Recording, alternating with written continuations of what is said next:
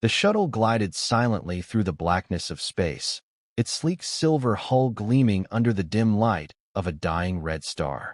Commander Elias Vance sat still in the passenger cabin, his back straight, hands resting on his lap. Outside the window, the massive space station known as Zinthra Prime came into view, an enormous ring-shaped structure orbiting the red star like a crown of metal and light. Zinthra Prime was the political heart of the Galactic Union, home to ambassadors, leaders, and envoys from more than 300 alien worlds. Today, it would host a historic summit. Earth, after decades of effort, was on the brink of full membership. Elias was sent to represent humanity. To most observers, he was a well-dressed diplomat in his late 30s, quiet and composed. But he was far more than he seemed. As the shuttle docked, Elias stood and adjusted the dark collar of his formal suit. His eyes, a shade too sharp to be natural, scanned the landing bay as the doors opened. His sensors, buried deep within layers of synthetic skin and metal, quietly activated. He felt the shift in pressure, the hum of foreign machinery, the presence of weapons. The docking platform was busy. Aliens of every size and shape moved with purpose, their languages blending into a soft background murmur. Security drones hovered above, scanning arrivals. A Graxian officer approached, tall, six-limbed, with slick gray skin and dark armor. "Commander Vance," the officer said, his translator buzzing faintly. "Welcome to Zinthra Prime. The council awaits." Elias nodded, his expression unreadable. "Thank you. Lead the way." As they walked through the corridors, Elias took in the station structure. Everything was clean and advanced. Glass walls showed views of stars and smaller ships in the docking rings. Holographic signs shifted languages in real time. His mind processed everything, but he said little. Inside, another system ran quiet diagnostics. Surveillance, threat levels, entry points, exit routes. His creators had built him for war, a hidden project under Earth's Defense Directorate. But when the tides of galactic diplomacy changed and war turned to negotiation, he was reassigned to peace. They had changed his prime directive. Still, the systems remained. The combat modules, the tactical processors, the reinforced skeleton beneath the false flesh. He was built to survive anything. He hoped today he wouldn't need to. They reached a large, circular chamber, the ambassador's hall. Its domed ceiling shimmered with artificial sky, set to mimic a calm dusk. Delegates stood in groups, some tall and armored, others small and cloaked. They turned as Elias entered. He moved with the grace of someone trained to read every face, every posture. But the room felt cold. The eyes watching him weren't friendly. Some held curiosity, others distrust. A familiar voice greeted him. "Commander Vance, Earth's representative arrives at last." High Chancellor Viral Thok stepped forward from a group of council elders. His height towered over most beings, his robes flowing with silver threads. His face, smooth and lizard-like, showed a toothless smile. "Chancellor Thok," Elias said with a respectful nod. "You honor us by attending in person," Thok said. "Most diplomats send envoys." "I believe in direct conversation," Elias replied calmly. "Admirable, but unusual for your kind." The Chancellor's smile didn't reach his eyes. Elias felt the tone beneath the words, dismissive, guarded, and sharp. He also noticed the subtle shift in the guards' positions near the exits. His sensors mapped the room in seconds. There were more security units than protocol required. Still, he remained composed. "We look forward to a new chapter," Elias said. "Humanity seeks peace and partnership." Thok nodded slowly. "Of course, peace." The words sounded hollow in his mouth. The council would meet tomorrow for the full summit. Tonight was for introductions and quiet conversations. Elias moved from group to group, answering polite questions, receiving forced smiles. But beneath it all, he could feel it, distrust. A few delegates were warm. A short creature from the Zex coalition bowed deeply and thanked him for Earth's aid in a recent energy crisis. A Varanai priestess wished him blessings in 5 different languages. But most watched him like he didn't belong. He didn't mind. He wasn't here to be liked. He was here to represent Earth, and if needed, to protect it. Back in his temporary quarters, Elias stood at the window, watching the red star burn slowly behind Zinthra's curved horizon. The room was quiet, the walls lined with soft lights and basic furniture. He didn't need sleep, but he simulated rest. His core cooled. His systems idled.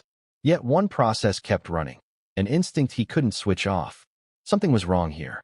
The council was too tense. Security was too tight. The High Chancellor's smile was too sharp. Tomorrow, the real summit would begin, and Elias would be ready. The following day began with silence. Not the absence of sound, but a cold stillness, the kind that hung in the air before something broke.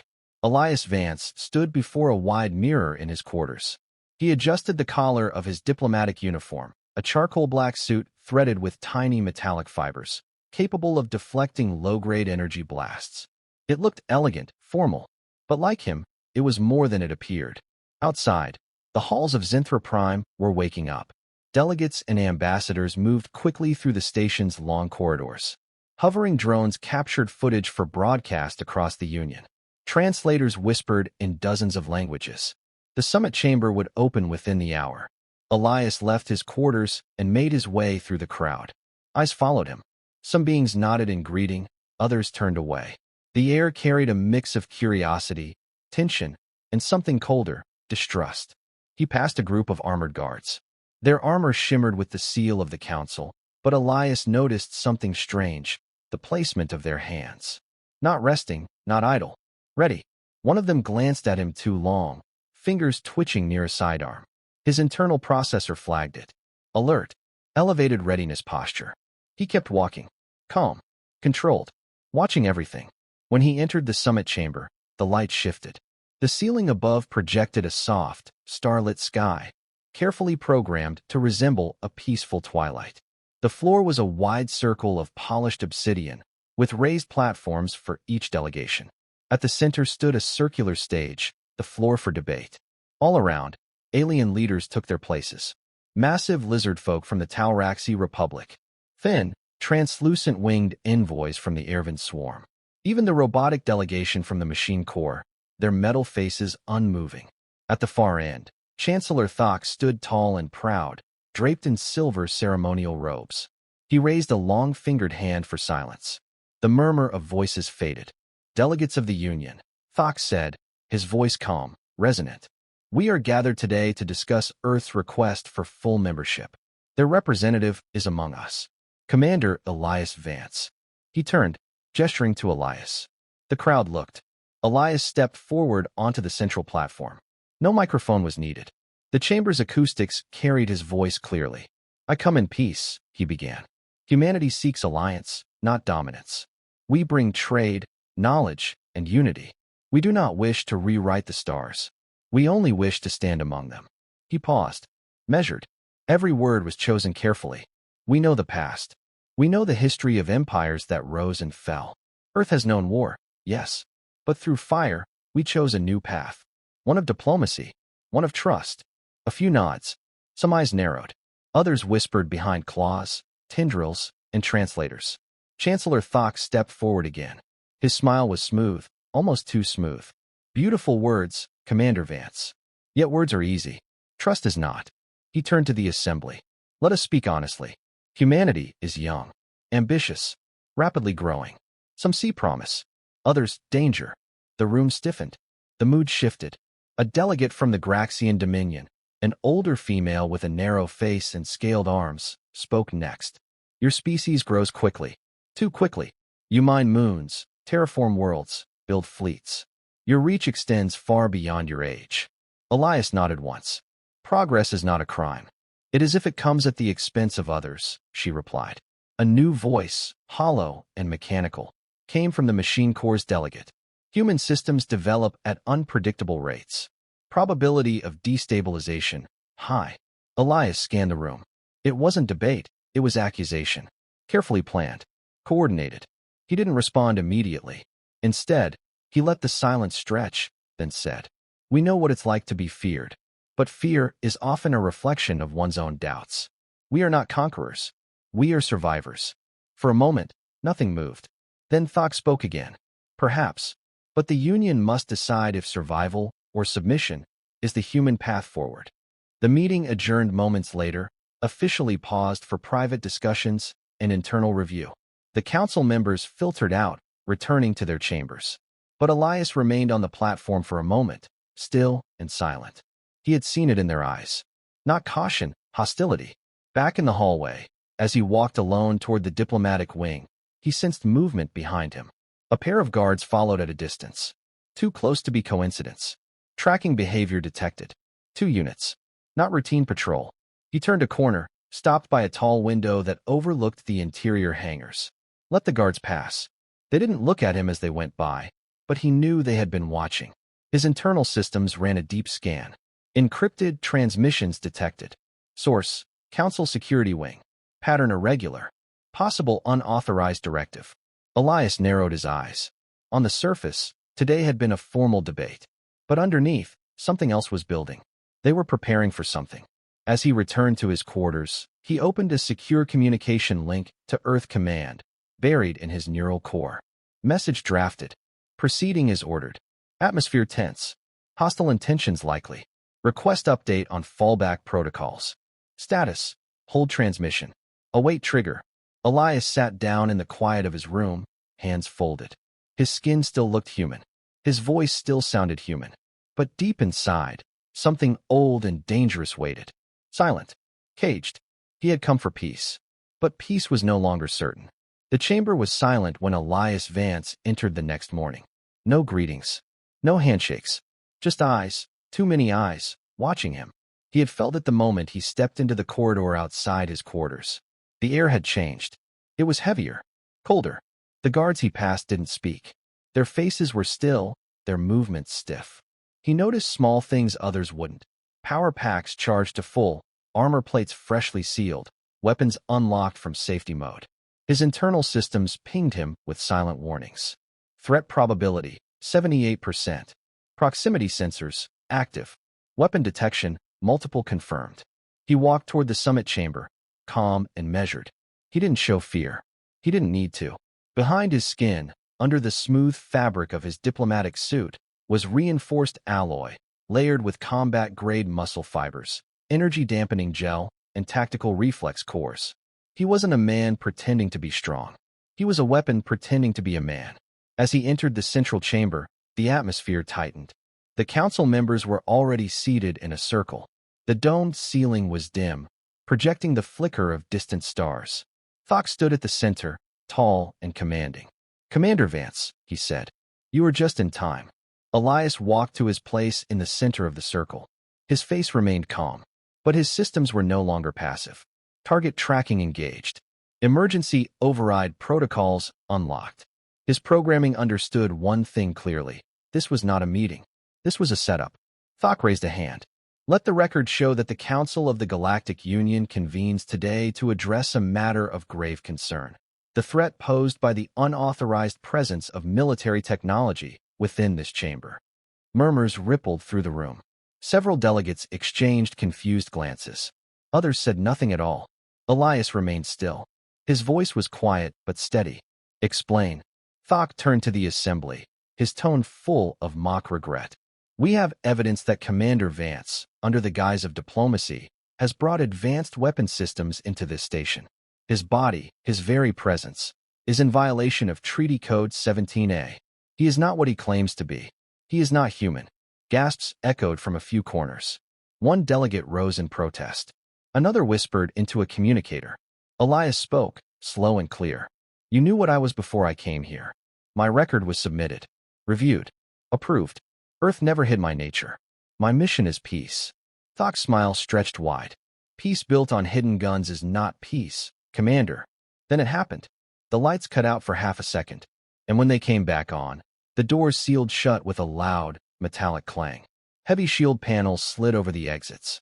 Red lights pulsed around the chamber. From hidden compartments in the floor, 6 armed guards emerged, weapons raised. Their armor bore no insignia. They weren't standard security. They were assassins. Elias didn't move. His voice remained calm. "This is not a trial. It's an ambush." Thok raised a hand, signaling the guards. "Deactivate him. Now." The first plasma bolt hit Elias square in the chest. His suit burned away in an instant, torn open by white-hot energy. Synthetic skin melted, revealing matte black armor underneath. More shots followed, shoulders, ribs, legs. The chamber filled with smoke and the sharp smell of scorched metal. But Elias did not fall. He stood, his eyes now glowing a deep electric blue.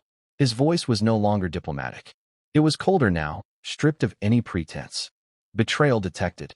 Combat protocols online. He moved. Faster than the guards could react, Elias lunged forward. His arm extended, joints unlocking with machine precision. He struck the first guard in the chest, caving in armor and sending the body flying across the chamber. The second attacker opened fire, but Elias spun, avoiding the blast, and swept the guard's legs out. One more down. The third reached for a grenade.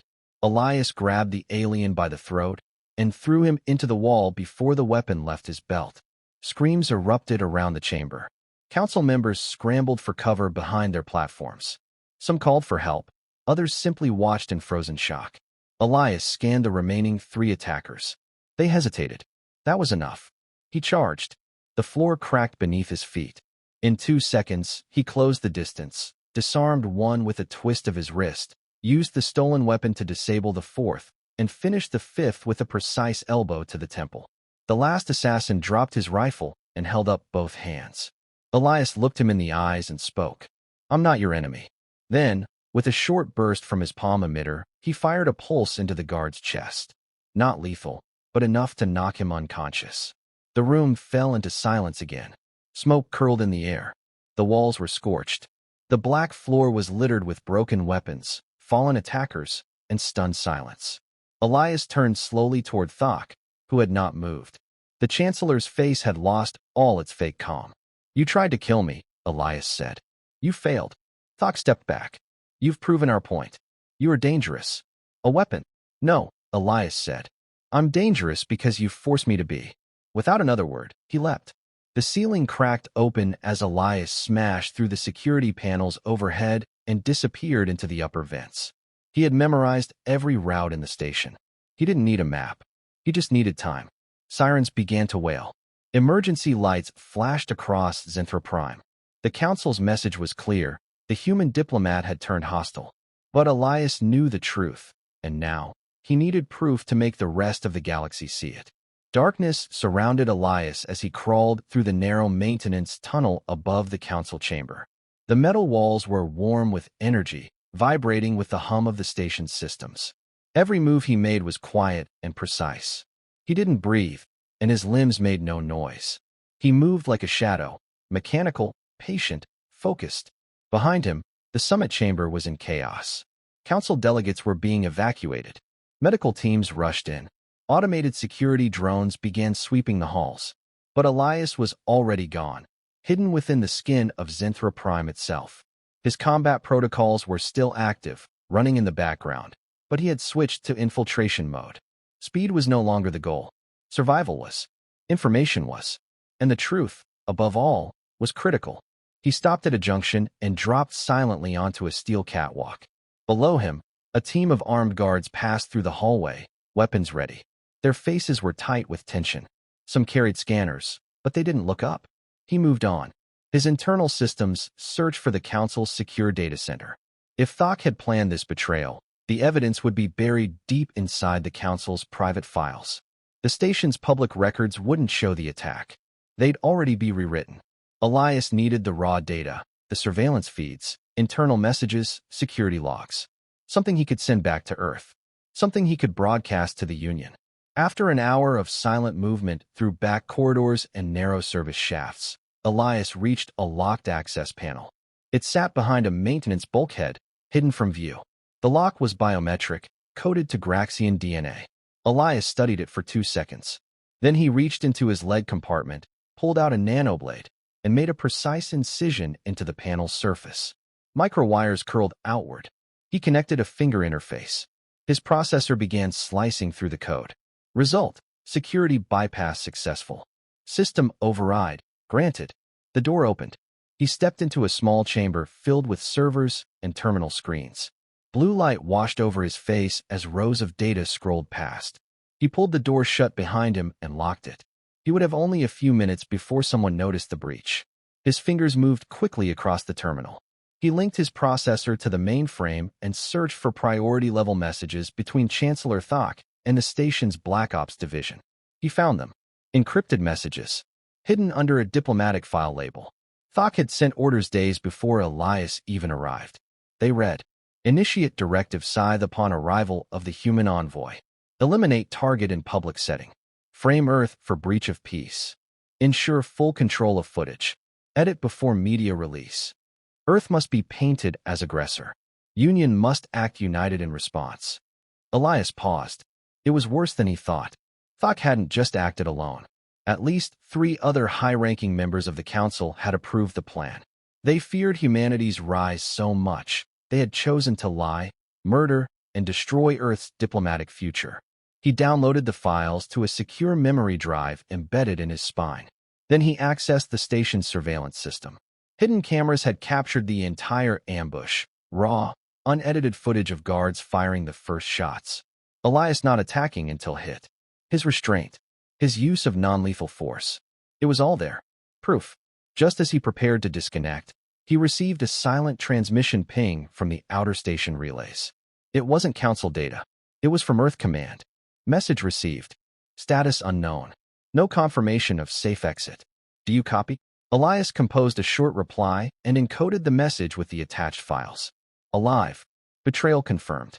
Broadcasting evidence. Do not respond. Signal may be traced. He sent the message.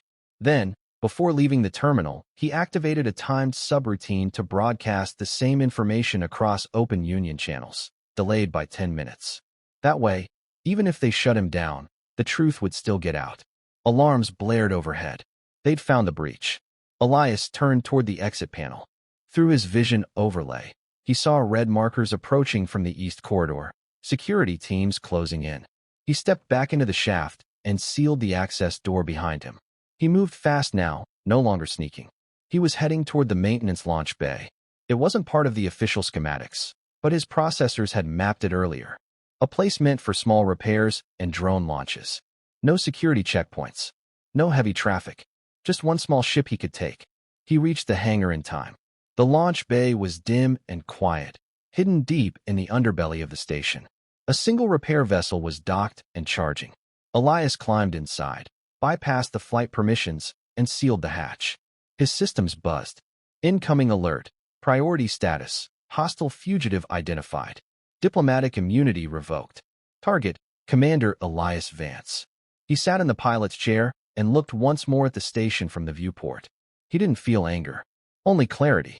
He had come here offering peace. They had answered with lies and weapons. But now he had the truth. And the truth had power. The ship lifted off and vanished into space, just as security forces stormed the hangar. Behind him, the false peace of the council was beginning to crack. The stars outside the small ship's window drifted past in silence as Elias Vance navigated through the deep black of space. The repair vessel wasn't fast, and it wasn't armed. But it was quiet and nearly invisible on scans. That gave him time to plan, and time to think. He had the proof. The raw footage of the attack, the encrypted messages from Chancellor Thok, and the official records showing that the council had plotted the ambush long before the summit began. It was all stored securely in his memory core. He had already sent the data to Earth. Now, he needed to finish what he started. He needed to confront Thok face to face. Elias set course back toward Zenthra Prime. Not to the main docks, those were crawling with council guards. Instead, he aimed for a hidden entry point, a cold maintenance hatch on the station's shadowed side, used for emergency repairs. He had found it earlier when mapping the station's systems. As the ship approached the station, Elias shut down all visible systems, gliding silently toward the hatch like a ghost. When he reached it, he activated his magnetic boots and stepped out into open space. His body adjusted automatically to the vacuum. He didn't breathe, and he didn't fear the cold. He moved across the hull, climbing along the station like a spider made of steel. Within minutes, he reached the hatch. He pulled open the panel, entered, and sealed it behind him. Now he was inside. No alarms. No guards. The higher levels of the station had already been locked down. Everyone thought he was gone, but he had returned. He moved fast through dark corridors, climbing through access shafts and in used service tunnels, heading for the Chancellor's private wing. It was a secured part of the station, off-limits to most council staff. But Elias had memorized every path. As he moved, he passed quiet signs of war preparing to break out. Armed guards moved in pairs through the halls, scanning for signs of him. Security bots floated through the air. Lockdown orders were active on every door. He slipped past them all. Finally, he reached a sealed steel door marked with the sigil of the Graxian Dominion, the Chancellor's personal command center. He paused just outside. His sensors detected 5 guards inside. Energy rifles. Combat armor. Ready. He knocked once on the door. The reaction was immediate. The guards inside shouted, scrambled, and moved into defensive positions. Then Elias punched straight through the door. The metal bent like paper under his fist. He ripped it open and stepped inside, glowing blue eyes scanning every angle. The guards fired, but Elias moved before the shots could land. He disabled one with a clean strike to the neck. Another went down with a single palm to the chest. The rest fell in quick succession. He didn't kill them. He didn't need to. At the far end of the room, standing behind a large curved console, was Chancellor Viral Thok. His face was pale, his usual confident smile gone. "You shouldn't be here," Thok said, voice low. "You tried to kill me," Elias replied. "Now I'm here to give you a choice." Thok narrowed his eyes. "You are a weapon. Nothing more. You proved that to everyone." "No," Elias said. "I'm a weapon who chose not to kill." He stepped closer. "I could have ended your guards. I didn't. I could have destroyed your security systems. I didn't." "What does that tell you?" Thok hesitated. "That you're stalling. Earth will be blamed. War is coming." Elias pulled a small device from his side compartment and placed it on the console. A screen lit up. Video began to play, uncut footage of the ambush, from inside the council chamber. It showed everything. The first shot. The orders to fire. Elias's restraint. The truth. Thok watched, his mouth tightening. "This is being transmitted across the Union," Elias said. "In minutes, every system will see it. The truth is out." Thok stepped back. "You think that matters? You think they'll trust you? You think they'll follow a machine?" Elias's voice stayed calm. "No, but they'll believe their own eyes." Silence settled between them. The Chancellor's hands curled into fists. He looked older now, smaller. "We had to stop you. Humanity grows too fast. Too bold. The balance was fragile. You were going to change everything." Elias nodded. "Yes, that's what we do. We change. We adapt. We learn. That's not a threat. It's progress." Thok looked away.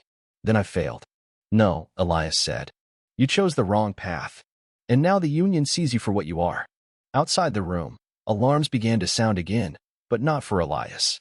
These were different. Council security was standing down. The data had spread. Delegates were calling for an emergency hearing. Some were demanding Thok's removal. It was over. Elias turned and walked toward the exit. Behind him, Thok sat down heavily in his chair, staring at the screen. "You win," he whispered. "No," Elias replied. "The truth wins." He stepped back into the shadows of the station's halls and disappeared.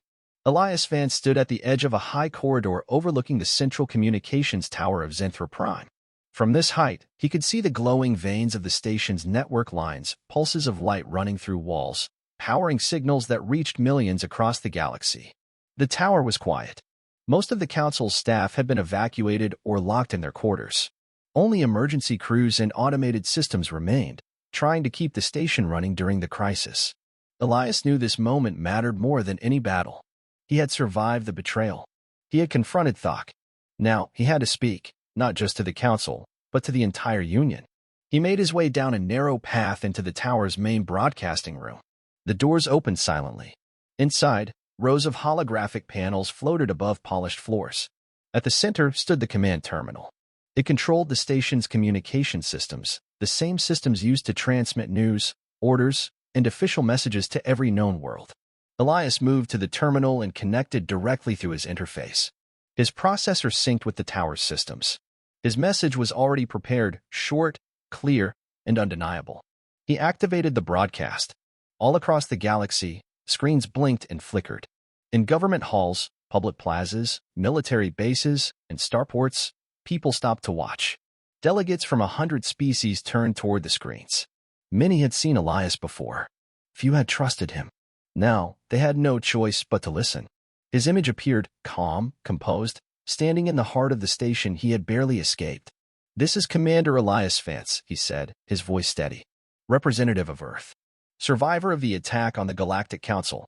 He paused for a breath he didn't need. "I came to Zenthra Prime under the flag of peace. I came with open hands, with respect, and with hope. In return, I was ambushed, fired upon, and framed for an act I did not commit. His eyes were cold, but not angry. I am not just a diplomat. I am an artificial being, yes, designed by Earth not as a weapon of war, but as a shield of peace. Built not to destroy, but to protect. I fought back only when fired upon. I used force only to defend myself. And I have the proof. The screen changed. Footage played raw, clear, unedited. It showed the moment of betrayal. The guards raising weapons. Elias being shot. His transformation. His restraint. His escape. Then, it showed the messages from Thok. The orders. The plan to frame Earth. The conspiracy. When the footage ended, Elias spoke again. This is not just about Earth. It is about truth. About what kind of galaxy we want to live in. One ruled by fear, secrets, and power games? Or one led by justice, transparency, and respect? He stepped back slightly, letting his words sink in. We do not seek control. We do not seek war. But we will not be silent when attacked. We will not kneel when accused falsely. The Union is at a crossroads, and you must choose. Across the stars, the Union chose. Some council members immediately filed motions to remove Chancellor Thok from office. Protests erupted on several member worlds. Some called for new leadership. Others reached out to Earth in support.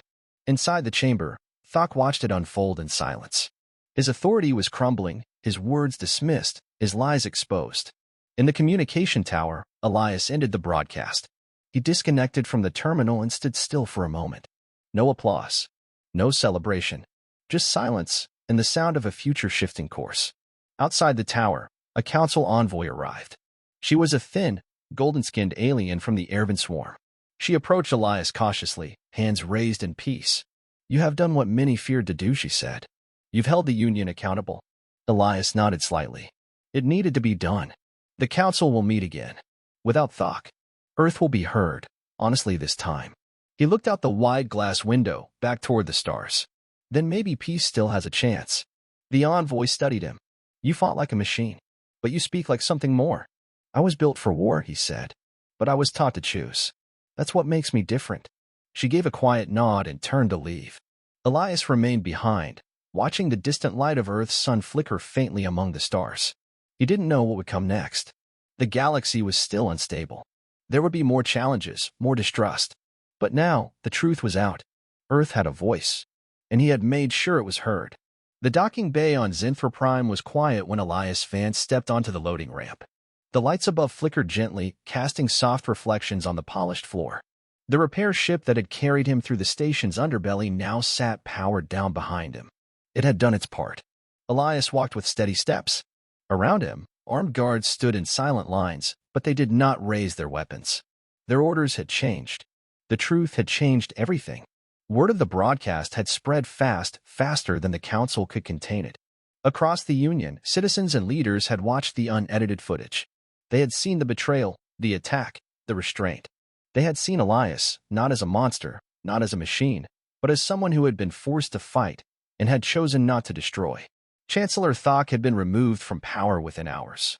A new emergency panel had been formed to review Earth's membership request.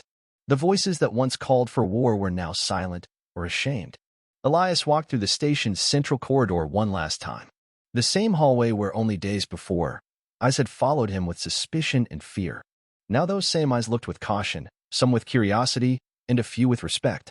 He entered the observation deck overlooking the council chamber. Below, work crews repaired the damage. Burnt panels were being replaced. Glass had been cleared. The black circle of the debate floor had been scrubbed clean, but the memory of the ambush remained. A soft voice interrupted his thoughts. You've changed the course of the Union, said a voice behind him. He turned. It was the Ervin envoy again, the golden-skinned diplomat with thin, transparent wings folded behind her back. Only time will tell if it's for better or worse, Elias said. She nodded thoughtfully. Earth's membership is no longer in question. Many worlds now stand with you, but some still fear what you represent. I understand, Elias said simply. I was designed to fight. That fear isn't wrong. It just isn't the full truth. She studied him carefully. What are you, Elias? A diplomat? A soldier?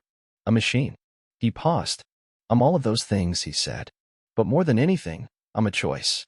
A choice Earth made to send me, not as a weapon, but as a sign that peace matters. even when it's hard. They stood together in silence for a while, watching the chamber below. Finally, she asked, "Will you return to Earth?" "Yes. For now.